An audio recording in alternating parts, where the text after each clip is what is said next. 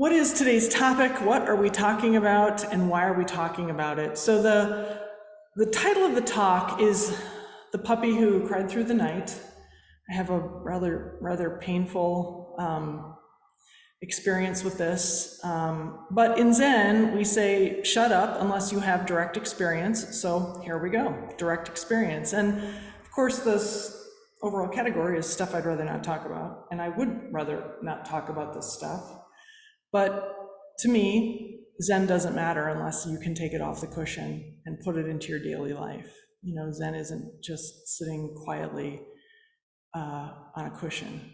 Zen is how we show up in every moment. And so I share some of these stories from my own life of things I'd rather not talk about, because this is the real stuff, you know? It's like when it gets ugly and when it gets gnarly, that's when the training can really show up. So my goal is, if you're not a Zenny, maybe you're just Zen curious, you can start to think about the suffering in your own life as an on-ramp to some of these things. It's one thing we all have in common, is suffering.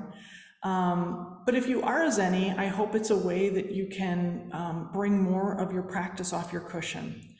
So the way this is organized is I'm going to do a little bit of talking, then we're going to do a little bit of processing, and we're going to do a technique to sort of try this out for ourselves, and then there will be Q&A. And just for the record, the Q&A is, although we keep the recording going, it is edited out. So please don't worry that about asking a question of any kind.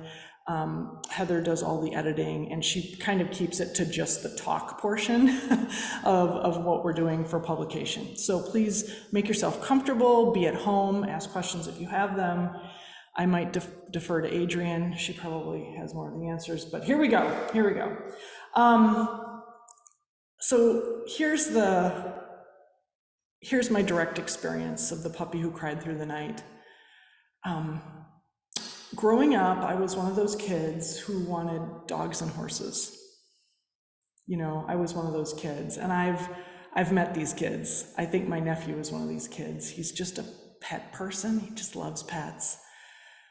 But my adoptive family, they were German Lutherans, and they had very strict, like, cleanliness rules in our house. And that basically prevented any pets from ever crossing a threshold in my house. And my adoptive mom was, she was terrified of like cats, for example. So my 100% of my pet experience was that as a child, I was allowed to have a rabbit. And it was kept outside in the backyard year round, and I was raised in the upper Midwest. So in the winter, my dad, who had been raised on a farm, he helped me just wrap the entire rabbit hutch in like straw. But basically this rabbit was freezing, you know, cold throughout the winter. And remember, I wanted dogs and horses. So what I would do with this rabbit was, my Aunt Faye had one of those purses that was basically like a dog hook on both ends for the strap. So I stole a strap off her purse, and I made a tiny like little collar from one end of it, and then I just held the other end of the purse strap, and I would take my rabbit for hops around the neighborhood. Well, I mean, I just followed behind it, you know, but so when I got older and moved out of the house and eventually had my own house, like one of the first things I wanted to do was like get my own dog. I wanted to get a dog. And so I did. I was living in Des Moines at the time. I went to the animal rescue there, and there were these two female like Springer Spaniel mixes. They were adorable. They were white, and they had all the brown, you know, spots on them. And I couldn't take them both. I was like, one is going to be enough. So I adopted one of these dogs, and I took her home. And I decided to name her Libby, because I thought I liberated this dog from this shelter. And you'll see why that was ridiculous in just a moment. But so I took Libby home, and I really had no idea what to expect. I hadn't read a book. hadn't been to a dog class, really had never been around a lot of dogs or dog owners. Again, my family, German Lutherans, no pets. But I thought, like, I'll figure it out. Like, we'll figure it out as we go along. So the first night, I decided to keep her crate in the basement. And the basement seemed like a good compromise in my mind at the time, because I had been raised no pets in the house ever. And the basement wasn't like exactly in the house, but it wasn't outside, because I knew I couldn't leave this dog outside. I wanted her in the house, so I put her in the basement. And my bedroom was right above where she was to go to sleep that night. And she cried, and she cried, and she cried. And I thought, she probably has to go potty, because I was gonna crate train this dog. She was in her crate. I thought she probably has to go potty. So I took her out into the backyard, no potty. I thought, well, that's okay. So when I took her back down the stairs and I tried to put her in the crate, she did all for Fred Flintstone stopping the car. Like, she clearly did not want to go into that crate, but I was bigger. So I just made her go in the crate and quickly closed the door behind her and thought, well, now maybe she'll go to sleep. Back upstairs I went. This happened all night long. She didn't sleep through the night. I didn't sleep through the night. And that was on a Friday. So Friday night, no sleep. Saturday, long dog walks, a lot of playtime with the puppy, had friends come over and meet the puppy. I thought it was going great. That night, same thing. She cried and she cried and she cried. It happened again on Sunday night. And I just thought, this dog is defective. So on Monday, I'm so ashamed of this happening. But on Monday, I called the Humane Society back and I said, can I bring this dog back? Like, this isn't gonna work out. So I took this dog that I had liberated, right? I took her back to the Humane Society. All these people online are laughing at my pain right now, Adrian. They probably have had a similar experience. Okay. Adrian said you may have had similar experiences. Isn't she sweet? So, I mean, what the hell was wrong with me? What the hell was wrong with me? I'm putting this puppy, separated from her sister, in a cold, probably sort of damp basement, away from anything, away from anything. And I thought she was defective. The puppy that cries through the night. So, I'm proud to say, let's fast forward, because remember when I told you about how I kill houseplants? And then at the very end, Whitelaw Roshi was like, did the houseplant live? So let me just cut to the chase. I think Libby ended up being fine. It was a no-kill shelter, and she got adopted out. And I've since gone on to have many animals. And some of you who know me and who have been in my house, I have 4 animals now. 2 are extremely geriatric. The other 2 have special needs. We call our house Whispering Acres. And I think we've come a long way in understanding puppies and dogs and cats that cry at any time, including through the night. So there is kind of a happy ending to this. But I want to use this story of Libby and a puppy crying through the night to go a little bit deeper into what this could possibly mean from a Zen context. And I'm thinking about my sister Sarah, who has a child, Oliver, and I distinctly remember one night when he was small and he was sleeping in his own bedroom, and he kept coming back into Sarah and Javier's bedroom. He could get himself out of bed and he walked back, and it was like this was happening all the time. And I remember my sister Sarah saying that the parenting book talks about the night of 100 walks. That even if it takes 100 times, you walk the child back to their bedroom every time. So, just think in your own life about what keeps waking you up in the night. Whether it's a child, a puppy, an elderly parent, whatever that is for you. What is the thing that keeps you up in the night? And to put a Zen context on this, the problem in my story about Libby was not Libby. But it also wasn't just me. It wasn't just me that was the problem. It was the delusion of separation. It was this idea that I so distinctly remember, like, why is this puppy doing this to me? Separation. This puppy is doing something to me. Of course, that's like impossible, because dogs, babies, are not trying to do something to anyone else. They are just naturally expressing themselves, right? And there's a great German word, it's called Umwelt, right? It's basically like the universe of one.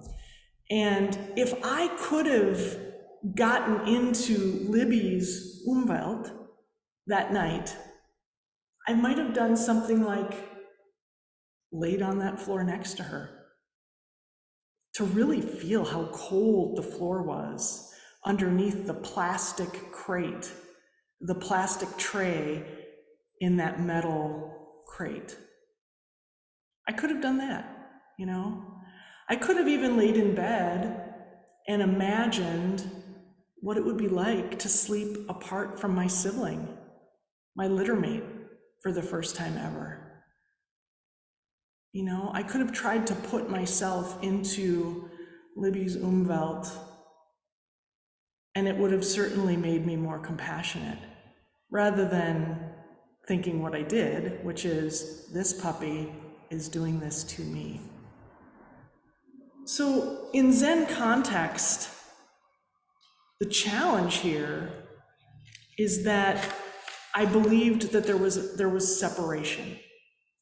Libby, Rebecca, one doing something to the other, rather than feeling into the other,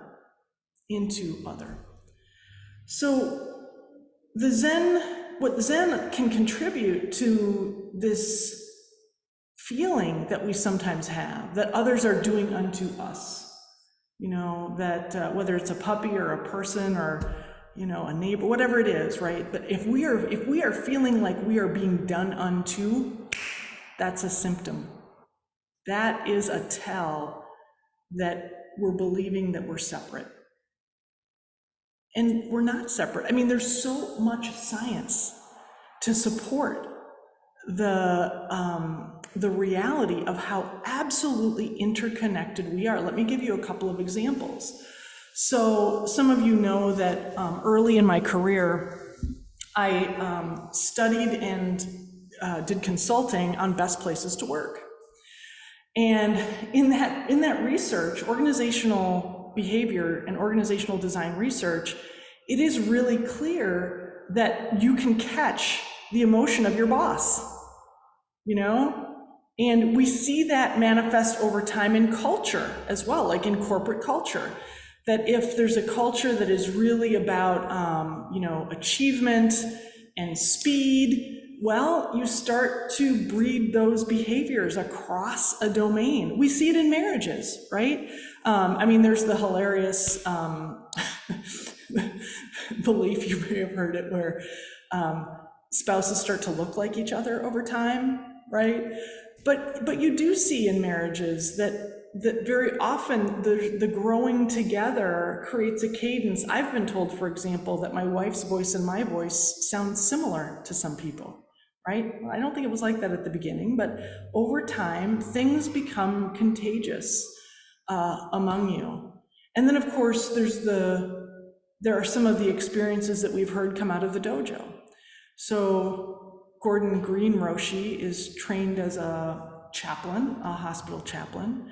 So when he's on duty, he will be called into emergency rooms. Anytime a chaplain is requested, he'll be called in. But also he'll do rounds to see if there are people who would like to, be with a chaplain. And he tells a story about how he had gone into an emergency room with a person who was not expected to live through the night, and they were there with their whole family. And he recalls the level of energy in the room being really rapidly shaking and kind of incoherent.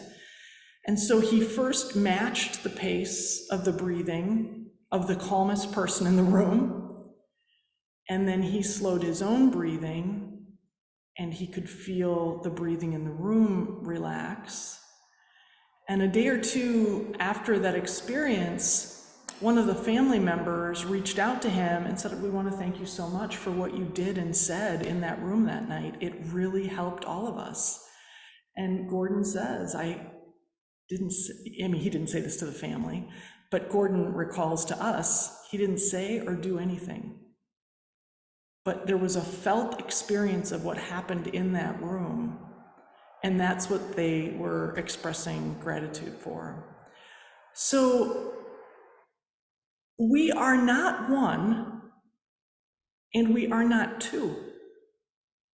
We are not one, and we are not two. I think this is the koan of the dog that cries through the night. This is the koan of marriage. This is the koan of working in teams. This is the koan that helps break through the delusion of separation.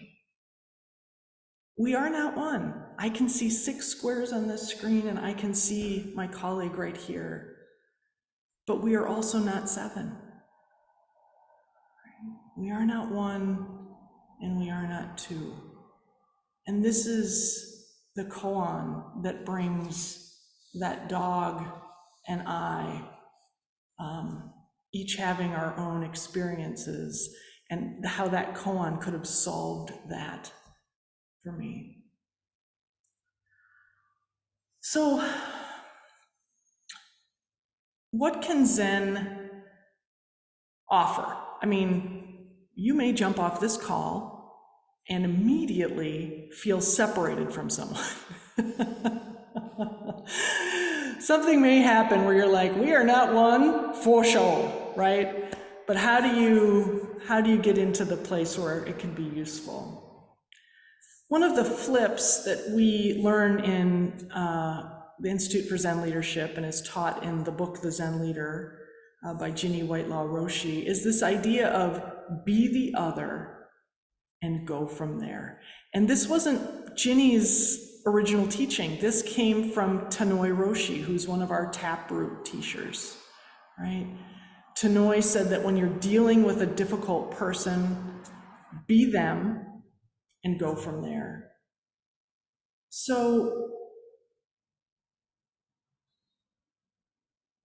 you want to practice? Let's just practice, just a little bit. So, can you bring to mind somebody who is other from you right now, a being that you are feeling like, oh, it would be really nice if we could get aligned, or maybe you need something from them, right? Can you call to mind this person? Adrian's giving me the nod. Does everybody have a person in mind? Okay, all right. Go ahead and turn your cameras off. Turn your cameras off and stand up. Camera off, stand up. Now, just stand in place in the posture that this person stands in. To the best of your ability, try to recall what this person looks like when they're standing. Is their head jutted forward? Is their back kinked? Is their posture straight? Do they lean more on one side than on another side? Right? Okay. Now, let's start at the top with the face. What is their resting face like? Some people have a furrowed brow. Some people look very placid. But to the best of your ability, turn your face into the face shape that they have. Okay, now, try to think their thoughts. What does this person worry about? What are this person's primary thoughts? Are they a worrier? Are they usually happy? Are they vacant in their thinking? Like if you know them well, you probably have a sense of what it is they're kind of about. Okay, so you've got their posture, you've got their facial features, their contortion or their facial shape. Now you've got their thoughts. Now, walk around as they would walk. Are they a person who shuffles? Are they a person who lifts up their feet? Are they a fast walker? Are they a slow walker? Are they one of those people who will run into people because they're so in their head or so focused on what they're doing that they will bowl other people over? So just take yourself on a little walk around your space as they would walk. Good. Now, as you're doing that, stay them, you're embodying this person. What is it that you need from them? And when you're asking for this from them, now that you're in that embodied shape, how are they hearing it? Right? If you think their thoughts and you walk as they walk, there's a way that your request of them or your need from them lands. How is it landing for them? What are their first thoughts when they hear this request? Okay, now stay in their body for just a little bit longer. You're doing a great job. Now ask yourself, how might you ask them in a way that could land more effectively with them? What could you change about how you ask or what you need from them that would help them have a yes for it? And when you're ready, come back to your spot and turn your video back on. We are not one, and we are not two. Did anybody have an insight about how to approach this person after embodying them a bit? Any insights come up for you about what it is you're asking from them? When something is happening, quote unquote, to us,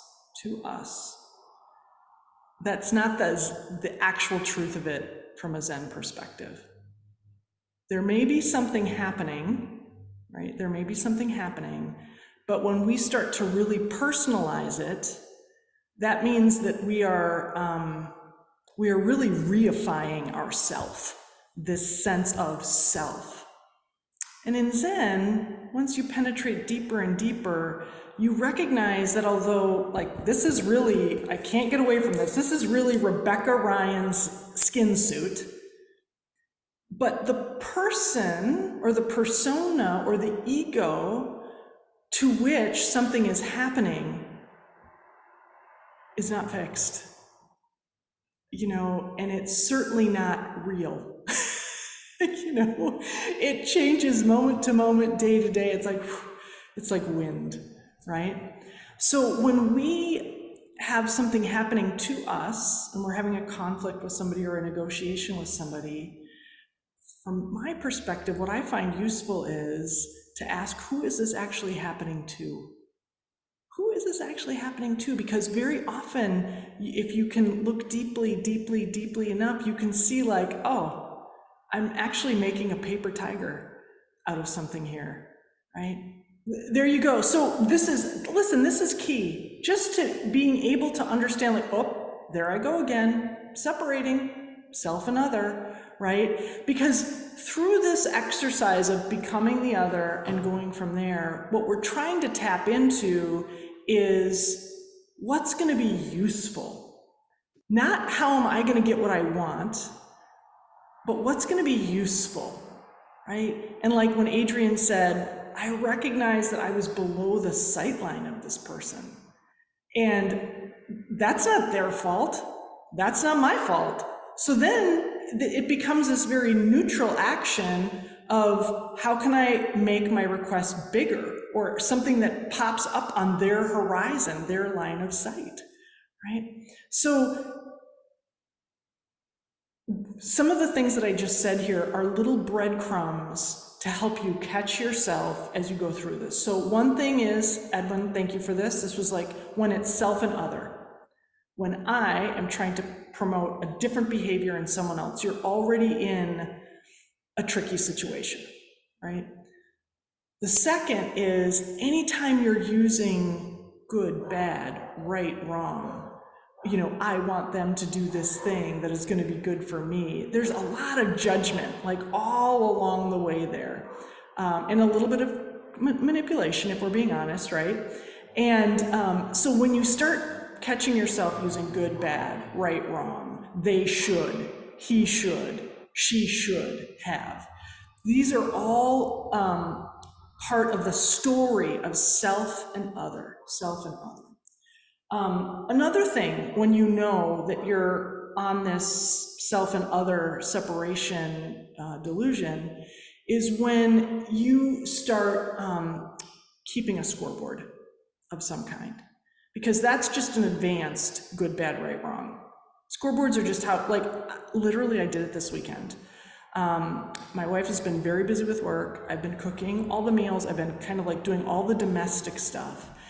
And yesterday I was kind of waiting for her to like ask what I wanted for dinner. I thought maybe she's gonna show up and be like, it's a Saturday, I'm gonna cook. And she didn't. And I caught myself like being prepared to be mad about this. And I thought, well, what is it that I really need? What is it that we might both need? We both need to eat. So I was like, hey, how about if we just like go down to the dumpling place and go get some dumplings for dinner? She was thrilled.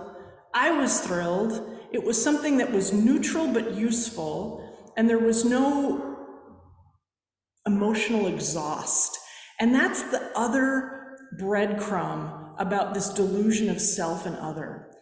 When you can feel, it's a feeling for me. I don't know how it is for you, but a conversation happens maybe between this person and you, the person you want something from or need something from.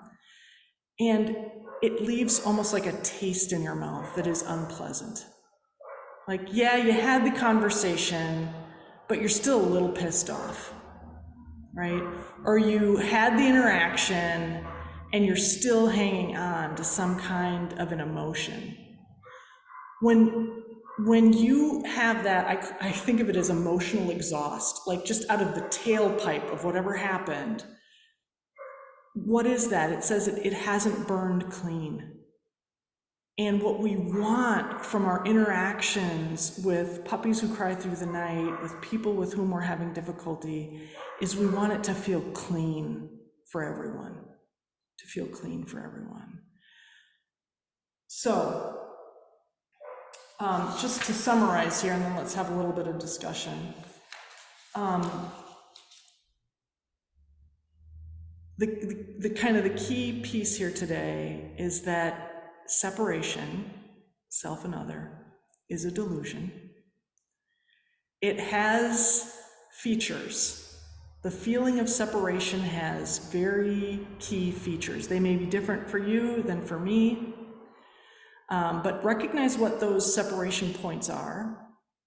And then, when you're ready to practice not being separate, one way into that through your body is to try to become that person, to become that being.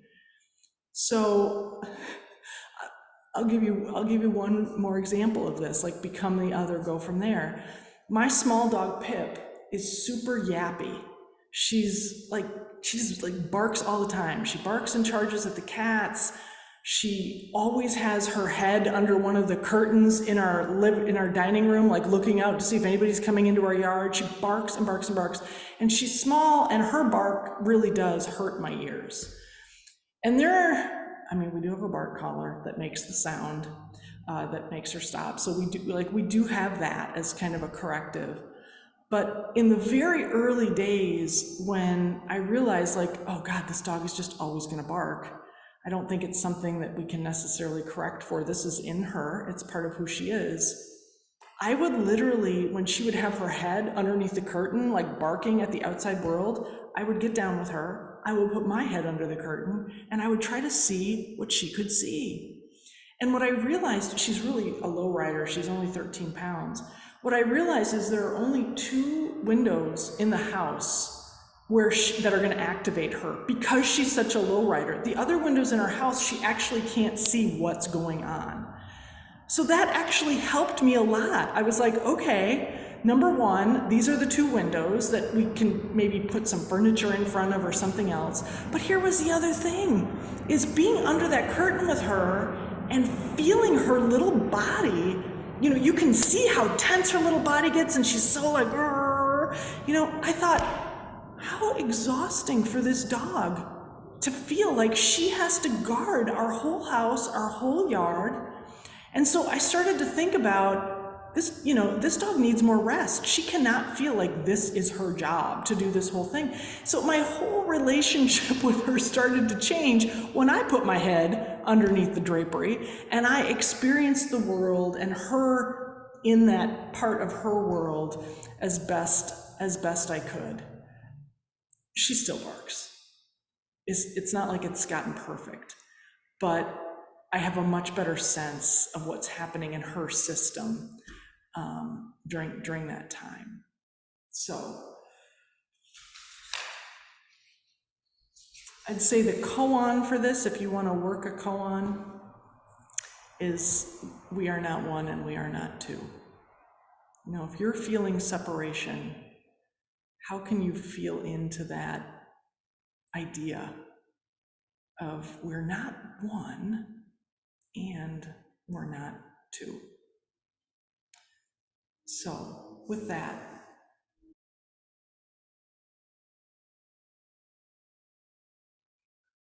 when you talked, I'm not an Aikido practitioner, but when you talked about dance, I do have experience learning to dance.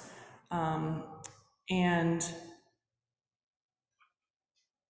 you know, I would think the benefit of Aikido and the benefit of dance, or the benefit of doing something with someone who is willing it also, right? Like, I mean, this isn't like you're in a fight with somebody, right? This is like you're all in a class together trying to learn how to do that.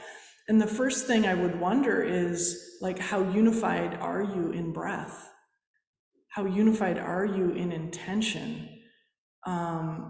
Because I'm just thinking about dance and like holds in dance. Like, it's okay for some of those holds to slip, and maybe you do stumble, and maybe you do fall. And it would not be my way, for example, to try to hold that together, to grab even harder, to keep the person in step with me.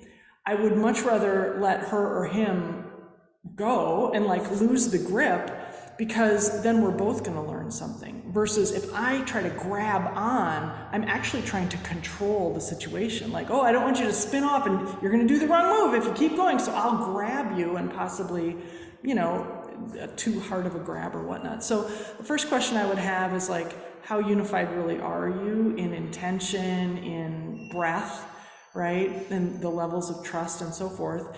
And then, so what? You know, like, so maybe there is a little bit of slippage, and maybe there is a little bit of like, you know, falling. That creates sometimes the opportunities for learning for both people. That's all I can think of, Kelly, and I apologize if that doesn't hit the mark, but let me open it up to some of our other martial artists or people who may have something else to say.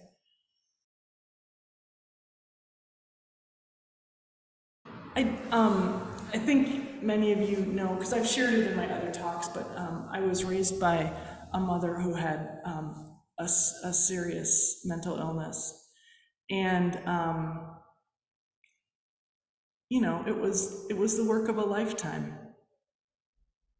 It was the work of a lifetime. So I want to say that. We also, I just want to remind everybody, you shouldn't use Zen as like, try to use it as a spiritual bypass, which is what we say when, you know, some of us have benefited greatly from therapy. I have, right?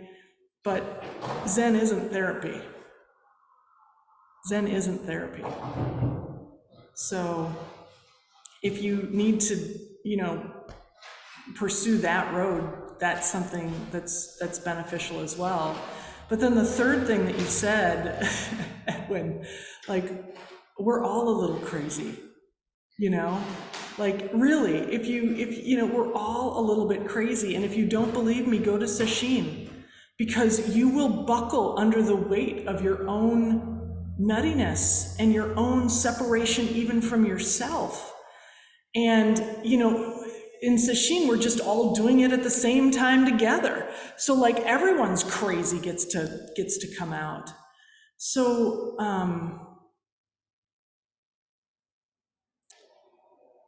go gently on this where you need to go gently, but also, like, don't kid yourself. If you need more resources, or if this needs to be your koan, it's worth it. It's worth it to try to break through on this. I want to just take this last question that was in the chat, around personal boundaries, right? How does this idea, especially like my challenge was not one and not two, but what about boundaries? And for those of us who have problems with boundaries, and I am one of them, historically, I think I've gotten better. This is a really valid question.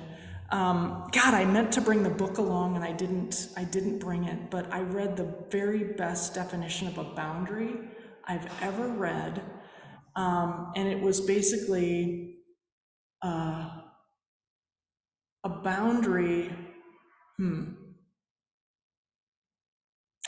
It's basically, the boundary is the demarcation where I am honoring me and you are also honoring me. And anything that goes beyond that, like where I start to dishonor me or you start to dishonor me, that is the bridge too far. So it's you can sense into the nuance of this, that the boundary is where I am honoring myself and you are also honoring me. And some people can't, for some people, that's not the same line. Maybe I'm honoring myself here and you can never get up to honoring me, right? Well, then we probably don't have a good boundary with each other. And maybe you've done that for others as well, where you haven't been able to fully honor them. And that's going to create like a lack of sort of a shared understanding in that relationship. So none of this is to say, when we say we are not one and we are not two, it is never to dishonor one's own boundary. It is just to feel into how to feel into what separation, because separation causes us pain as well. Right? And when we're able to put our own needs to the side, for example, and fully help someone else without any residue, right? That certainly, that's the behavior in our dojo, right? That is what we're going for. Be the other and go from there. And as your ego gets smaller and smaller and smaller and needs less and less to feel like it's important and wonderful, you will find yourself being more and more useful with less and less residual exhaust.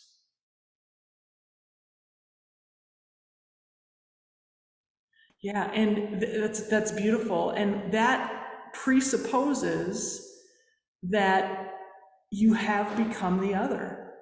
If you can feel into what others need, that's a life of service. But not service like, oh, look at me, I'm so fantastic. It's like, if you've ever had really good service at a restaurant, the service is there when it's needed and it just disappears when it's unneeded, as opposed to, I remember when I was a beginning waitress and I was stopping by everybody's table trying to crack them up, just interrupting, thinking I was being good at it.